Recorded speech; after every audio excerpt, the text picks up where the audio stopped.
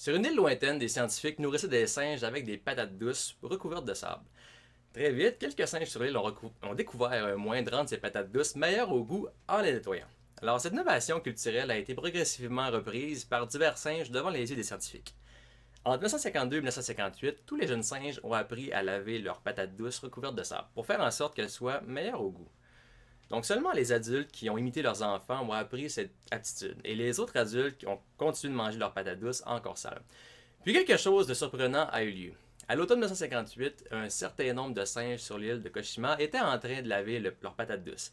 Toutefois, on ne connaît pas le nombre exact de singes. Alors supposons que lorsque le soleil se levait un matin, il y avait 99 singes sur l'île de Koshima qui avaient appris à laver leurs patates douces. Et supposons également que plus tard ce matin-là, le centième singe a appris à laver les pommes de terre.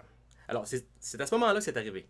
À partir de ce soir-là, presque tous les membres de la tribu lavaient les patates douces avant de les manger. Donc, l'énergie supplémentaire de ce centième singe a créé en quelque sorte une percée idéologique.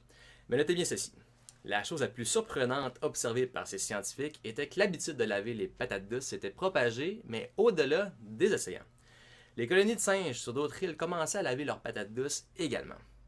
Ainsi, cela veut dire que lorsqu'un certain nombre de critiques d'animaux ou d'êtres humains réalise une prise de conscience. Cette prise de conscience peut être communiquée d'esprit à esprit. Réfléchissez un instant. Bien que le nombre exact peut varier, ce phénomène du centième singe signifie que lorsqu'un nombre limité de personnes est au courant de quelque chose de nouveau, ça peut demeurer la propriété consciente de ces personnes. Mais il y a un point où si seulement une personne de plus prend conscience de cette nouveauté et qu'elle y est syntonisée comme une onde radio, un champ est renforcé pour permettre cette prise de conscience globale. C'est ce qu'on appelle le champ morphogénétique d'information. Faites une recherche internet sur ce concept et commentez au bas de la page. Nous allons y revenir plus en détail lors d'une prochaine vidéo. C'était Martin Sasseville qui vous aide à réfléchir avec succès.